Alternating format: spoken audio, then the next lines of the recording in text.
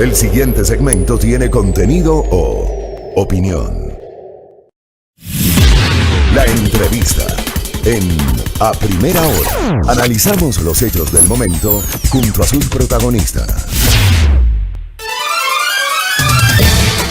Muy bien, 7:28 de la mañana. Gracias por su sintonía. Seguimos aquí en A Primera Hora por la señal de Majestad Radio. El grupo de colegas periodistas, denominado Periodistas Sin Cadenas, publicó un trabajo periodístico de investigación muy interesante y realmente el título me encanta. El título es revelador y a la vez estremecedor. Ecuador desentierra cuerpos para encubrir culpas. Tiene que ver justamente con esta tragedia que vivió la República el año anterior y la que pocos ahora tienen memoria, porque como en el Ecuador tenemos una memoria tan corta, memoria de corto plazo. Ya nos olvidamos justamente de lo que pasó entre los meses de marzo y abril en la ciudad de Guayaquil, cuando hubo incluso, y esto lo hemos comentado, lo hemos compartido con ustedes, querida audiencia, a lo largo de todo el tiempo, el año pasado, hubo sectores del gobierno, de la opinión pública, de los medios de comunicación, hagamos un mea culpa en ese sentido, que invisibilizaron inicialmente la crisis sanitaria en Guayaquil y el drama de los muertos, ¿no? Ecuador desentierra cuerpos para encubrir culpas es un especial multimedia elaborado justamente por Periodistas Sin Cadenas que reconstruye los hechos y las decisiones que desencadenaron el extravío de cientos de cuerpos al inicio de la pandemia en Guayaquil. La investigación revela que más de 100 familias aún buscan a sus parientes fallecidos o dudan de los entierros que hizo el gobierno. Vamos a hablar justamente de este tema. Antes, saludo ya a Santo Domingo de los Sáchilas. Estamos enlazados con nuestro canal Majestad Televisión también, allá en la querida provincia Sáchila. Estamos con nuestra señal de radio, estamos por internet, estamos en Facebook Live. Muchas posibilidades para que ustedes puedan seguir este espacio de noticias. Susana Morán, colega y amiga, es la autora de este trabajo periodístico y nos acompaña ahora mismo. Susana, bienvenida, ¿cómo estás? Mauricio, muchísimas gracias por este espacio. Un gusto estar con ustedes. Oye, quiero empezar por el título. El título a mí me encanta porque revela efectivamente los hechos. ¿Qué quieren decir con el título, Susana Morán? Gracias. Bueno, primero decir que este trabajo es parte o nace del impulso de varios medios digitales, sobre todo. Entre ellos, obviamente, yo estoy en la revista Plan B, está La Hora Espaciadora, estamos en la Fundación, y nos aliamos como organizaciones internacionales para poder sacar adelante esta investigación. El título, pues, refleja algo que a nosotros también nos ha impactado muchísimo, que es justamente que la Fiscalía y la Policía han estado haciendo desde el noviembre pasado exhumaciones bajo absoluta reserva para poder comprobar la identidad de los cuerpos que enterró el gobierno en esa época crítica, entre marzo y abril del año pasado, para ver y comprobar si efectivamente las identidades de quienes fueron allí enterrados pues corresponden. Eso es algo que a nosotros pues nos alarmó y tuvimos que estar pendientes varias semanas de estos trabajos que iban a realizar en los cementerios y de poder contactar a las familias. Y lo que nosotros encontramos es que de esos primeros 45 cuerpos que se exhumaron en noviembre del año pasado, a 12 familias no les pudieron informar porque no les encontraron. Entonces esto ya de arranque dice que los registros y la documentación de esos hechos de esa época o no existen o alguien pues no hizo bien su trabajo, ¿no? Estas 12 familias no fueron halladas y esos 12 cuerpos se han quedado también ahí sin poder tener una respuesta efectivamente de cuál es su identidad o con quién comprobar esto, ¿no? A ver, quiero tener claridad sobre eso. A ver, esos 12 cuerpos están ahí. No, ellos toman las muestras y después pues hacen ya el proceso de investigación. Inmediatamente los devuelven a las tumbas, ¿no? Entonces no se pueden quedar con los cuerpos, obviamente. De acuerdo. Pero estos 12 cuerpos no supieron quiénes son, y obviamente al no saberlos, no saben quiénes son sus familiares. No encontraron a sus familiares, eso es lo que nos dijeron los investigadores, no hallaron a los familiares, pero nosotros encontramos a uno de ellos, por ejemplo, buscándolo a través de redes sociales. No hay que ser tampoco tan... O sea, ustedes hicieron el trabajo que no hicieron ellos. Bueno, en un caso al menos tuvimos éxito y sí lo encontramos y de hecho tuvimos que derivarlo a esta familia criminalística para que pues hable con ellos y les cuente efectivamente qué pasó con su cuerpo.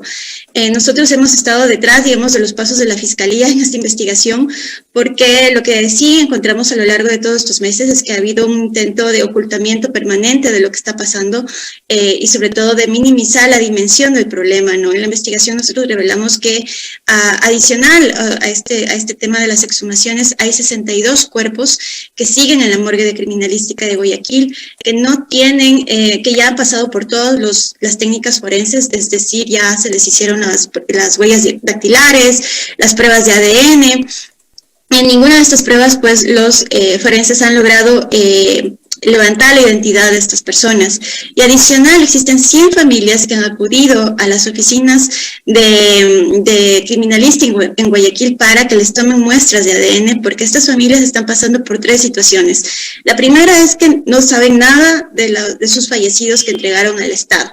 Es decir, no aparecen ni en la página Coronavirus Ecuador que puso el Estado para que las familias busquen dónde fueron inhumados los cuerpos de sus fallecidos. Por otro lado, tienen el cuerpo de su familiar, aparece 2 veces en 2 ubicaciones distintas. Entonces, lo que piden estas familias obviamente son las exhumaciones para saber cuál mismo es su fallecido. Y tercero, pues, son familias que dudan de la identidad o de los restos que fueron inhumados con el nombre de sus parientes. ¿Y por qué dudan? Porque cuando ellos fueron a los hospitales, les entregaron cuerpos equivocados. Buscaban al papá y le entregaban el cuerpo de una señora, por ejemplo. Y así varias veces. Entonces, cuando ya el Estado asumió la competencia de enterrar estos cuerpos, estas familias se quedaron con la duda hasta el momento y por eso están exigiendo exhumaciones. Entonces, es un proceso muy doloroso que las familias están viviendo en este instante. Correcto. ¿Qué más hicieron ustedes dentro de esta investigación? Pues nosotros lo que quisimos, o una de las intenciones principales de esta investigación fue reconstruir esos primeros días, esos días caóticos que fueron sobre todo la última semana de marzo y la primera semana de abril, para entender por qué se perdieron tantos cuerpos. Hay que recordar que algo que ya se dijo hace unos meses es que en los contenedores de 3 hospitales se hallaron más de 220 cuerpos sin identidad. Durante estos meses, pues, la Fiscalía y Medicina Legal ha tratado de encontrar la identidad de estos cuerpos, ha logrado con 160 de ellos, y de estos 220, pues quedan estos 60 que les comento que todavía no se pueden identificar, y que probablemente lo que ellos dicen es que las familias enteraron equivocadamente cuerpos.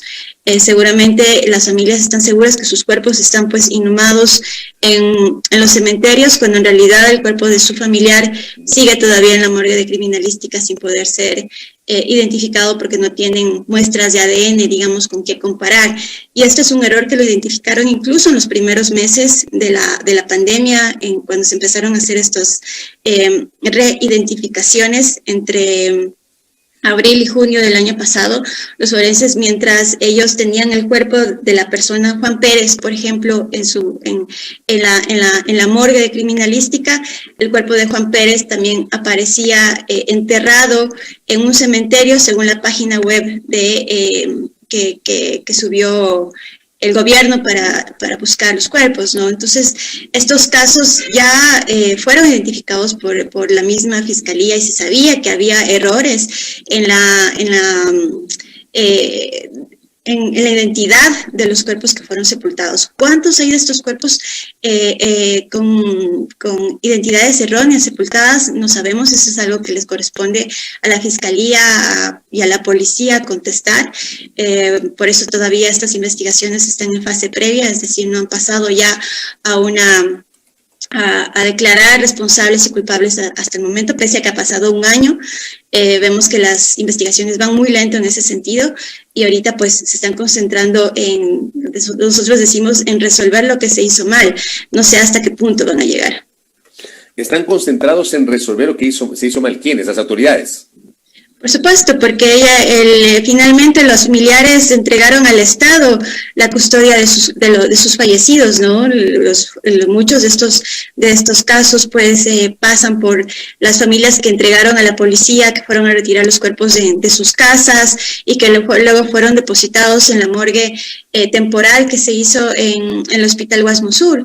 Entonces, aquí hay una cadena de errores que indudablemente pues existen responsables. Nosotros identificamos 2 decisiones provocaron incluso o empeoraron más la situación dentro de los hospitales. Una de ellas, por ejemplo, fue el hacer que los cuerpos sean cremados en una primera fase. Se decía que los cuerpos de fallecidos con COVID no tenían que ser cremados en su totalidad, incluso con sus vestimentas y sus equipos médicos, por un temor a contagio en una ciudad que solo tenía 3 crematorios y que se volvió un calvario encontrar un puesto para que los familiares pudiesen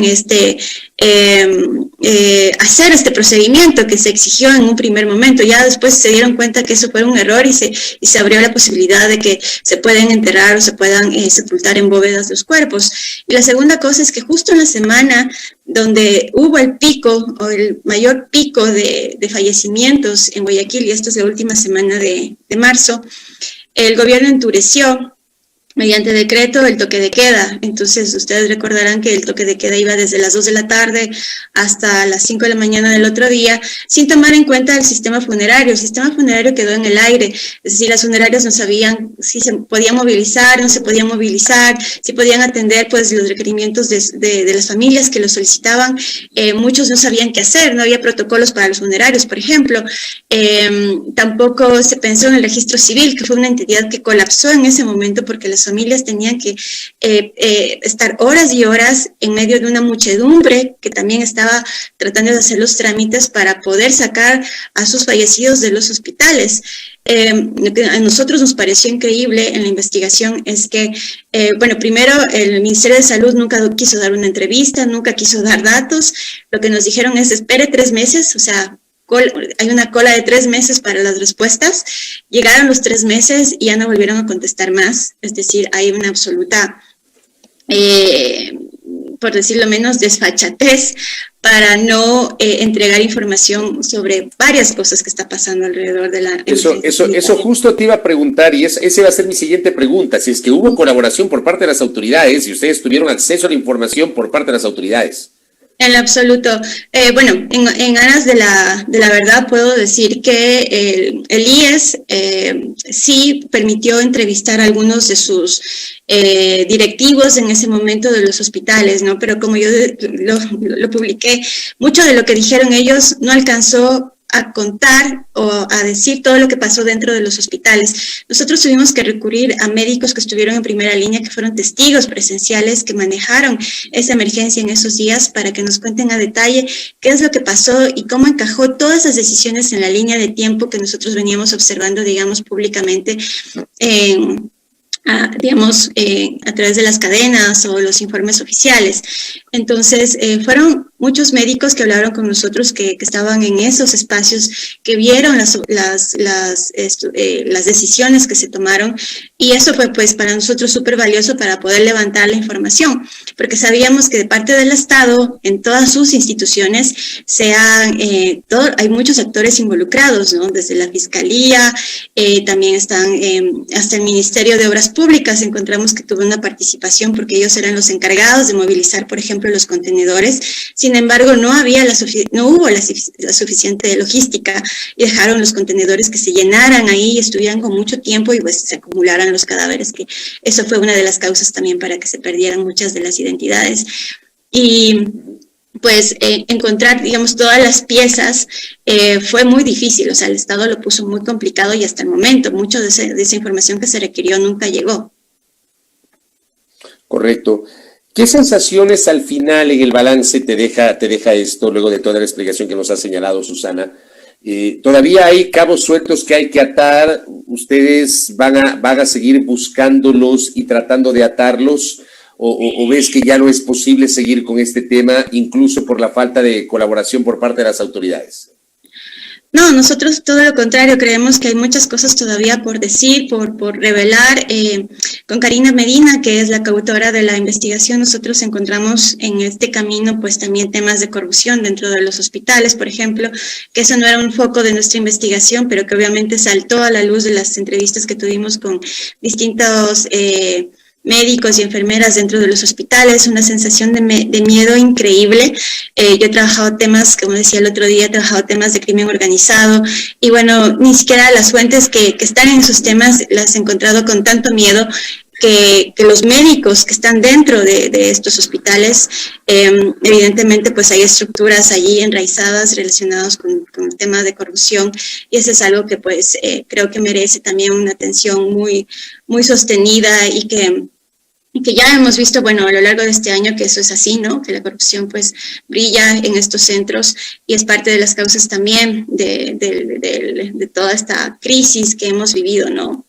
Yo te pregunto, ¿para ti termina siendo decepcionante el hecho de que de esto ya casi nadie habla? O sea, lo están haciendo ustedes y me parece genial el trabajo periodístico, pero me parece que ustedes terminan siendo la excepción que confirma la regla y casi nadie está hablando de esto, Susana. Sí, es como desolador encontrar un panorama así, el hecho de que pues olvidemos tan rápido cosas que a todos nos impactó pues ver a las familias llorando fuera de los hospitales porque no tenían información, ver los cuerpos en las casas, ver los cuerpos en las calles, ver que mucha gente no pudo cerrar esa etapa porque no tienen hasta el momento el cuerpo de sus fallecidos y que de pronto pues ya digamos que digamos que la respuesta a todo eso es porque nadie estuvo preparado. La pandemia nos agarró a todos y nadie en ningún país pues pudo resolver esto. Pues en realidad si solamente vemos a la región, vemos a nuestros países vecinos, en el único país que ha sucedido una crisis de esa dimensión humanitaria, pues pasó en el Ecuador. Algo hicimos mal.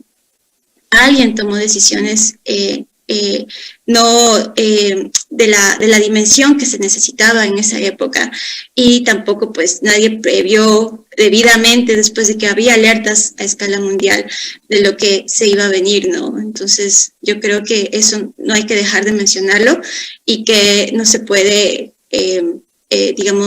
sostener o justificar aquello con el hecho de que nadie estuvo preparado. Creo que va mucho más allá. Y podemos saber, o tú sabes quién es ese alguien, o no sabemos quién es ese alguien.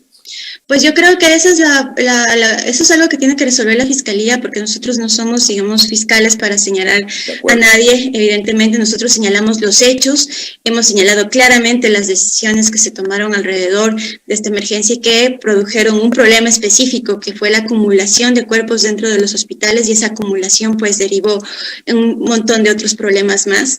Creo que allí ahí están mencionados nombres de decisiones, de todo lo que pasó en esos días, cosas que pudimos conocer porque hubo gente que estuvo en esas reuniones y que nos comentó lo que se dijo y lo que no se dijo, lo que se hizo y lo que finalmente no se hizo.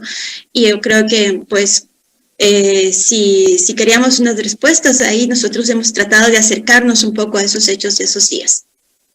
Correcto. Déjame felicitarte públicamente, Susana, y a todo el equipo de los Periodistas Sin Cadenas, porque este es un trabajo periodístico revelador que nos permite recuperar la memoria y dar seguimiento a algo que pocos recuerdan, que fue esta crisis terrible, que enfrentó la ciudad de Guayaquil fundamentalmente durante marzo y abril, en la parte más compleja de la pandemia, y que en un primer momento se invisibilizó. Qué bueno que ustedes hayan hecho este trabajo que nos permite hacer este ejercicio de memoria y memoria histórica. Gracias, Susana, por el tiempo.